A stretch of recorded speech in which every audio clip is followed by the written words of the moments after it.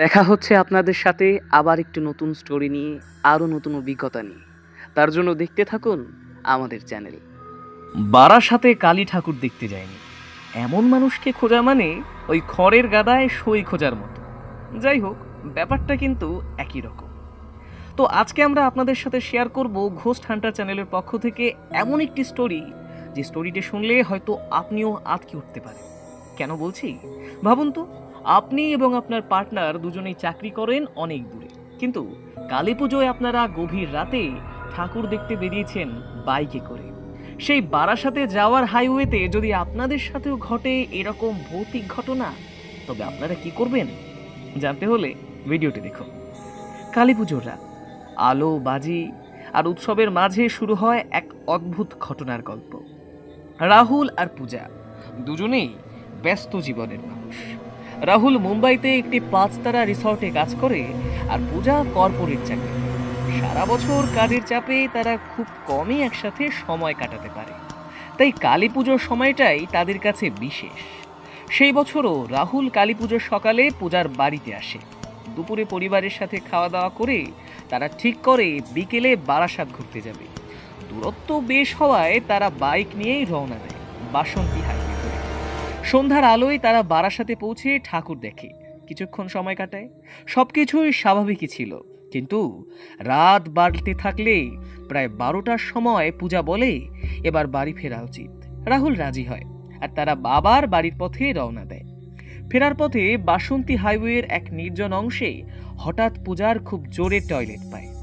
আশেপাশে কোনো ওয়াশরুম না থাকায় রাহুল বাধ্য হয়ে একটি ফাঁকা জায়গায় বাইক থামায়। কাছে একটি তাল গাছ ছিল। তাড়াহুড়োয় পুজো দেয় যে তার চুল খোলা রয়েছে। সে গাছের নিচে গিয়ে ফিরে আসে, কিন্তু সেই মুহূর্ত থেকেই যেন সবকিছু বদলে যেতে শুরু করে। প্রথমে পূজা অনুভব করে তার শরীর অস্বাভাবিক ভারী হয়ে যাচ্ছে। সে কিছু বুঝতে না পেরে গাড়িতে বসে পড়ে। রাহুলও বিষয়টি খুব একটা গুরুত্ব দেয় না, ভেবে নেয় হয়তো ক্লান্তির কারণেই এমন হচ্ছে। কিন্তু বাড়ির কাছে পৌঁছানোর আগেই পূজার অবস্থা আরো খারাপ হয়ে যায়। বাড়ির গেটের সামনে সে হঠাৎ অজ্ঞান হয়ে পড়ে। ভয় পেয়ে রাহুল তাকে দ্রুত হাসপাতালে নিয়ে যায়। ডাক্তাররা পরীক্ষা করে বলে এটা সাধারণ শারীরিক দুর্বলতা, চিন্তার কিচ্ছু নেই। কিন্তু বাড়ি ফেরার পর পূজার অবস্থা আরো যেন খারাপ হয়ে যায়। তার আচরণ, তার শরীর সবকিছুই যেন অস্বাভাবিক হয়ে ওঠে।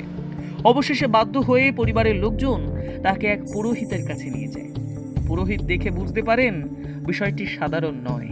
তিনি বলেন, আমি এখানে কিচ্ছু করতে পারি না, তোমরা একজন পীর বাবার কাছে যাও। পরিবারের সবাই সেই পীর বাবার কাছে যায়। প্রথমে তিনি বাড়িতে ছিলেন না, তাই কিছুক্ষণ অপেক্ষা করতে হয়। পরে তিনি এসে পুরো ঘটনাটি শোনেন। সব শুনে তিনি বলেন, পূজাকে নিয়ে এসো, আর তার ব্যবহৃত কিছু জিনিস, এই জায়গার মাটি এবং গাছের পাতা নিয়ে এসো যেখানে পূজা দাঁড়িয়েছিল। তার নির্দেশ মতো সবকিছু নিয়ে এসে পূজাকে তার সামনে বসানো হয়। শুরু হয় ঝাড়ফুঁক, মন্ত্রপাঠ। কিছুক্ষণ পর পীর বাবা পূজাকে প্রশ্ন করেন, তুমি কে, কোথা থেকে এসেছো? তখন পূজার মুখ দিয়ে অন্য এক কণ্ঠে উত্তর আসে, আমি ওই তাল গাছের নিচে থাকতাম, সেদিন ওর চুল খোলা ছিল, ওকে দেখে আমি আকৃষ্ট হয়েছিলাম, তাই ওর সাথেই চলে এসেছি। ঘরের সবাই আতঙ্কে কেঁপে ওঠে। অনেক কষ্টে দীর্ঘ সময় ধরে মন্ত্রপাঠ আর ঝাড়ফুঁকের পর অবশেষে সেই আত্মাকে বের করা হয়।